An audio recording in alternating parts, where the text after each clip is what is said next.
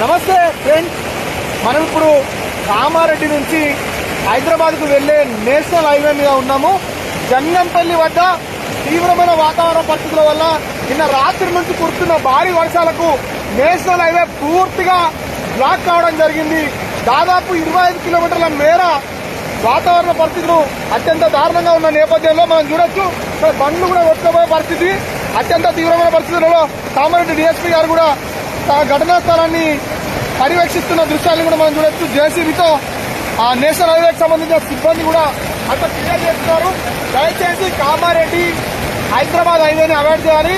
మరీ ముఖ్యంగా చూసుకున్నట్లయితే సిద్దిపేట నుంచి కరీంనగర్ వెళ్తున్న నేషనల్ హైవే కూడా వాతావరణ పరిస్థితులు ఉధృతిగా ఉండడం వల్ల ఆ నేషనల్ హైవేని కూడా అధికారులు క్లోజ్ చేస్తున్నారన్నట్టుగా మనకు ప్రాథమికంగా సమాచారం వస్తుంది.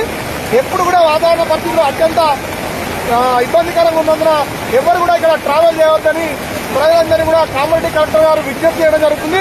ముఖ్యమంత్రి కార్యాలయం నుంచి కూడా ఒక సూచన రావడం జరిగింది. ఈ వాతావరణ పరిస్థితులు బాగాలేనందున దూర ప్రజలందరినీ బంద్ చేసుకొని ప్రజలందరూ ఇళ్లలో ఉండాల్సిందిగా కోరుతున్నాము.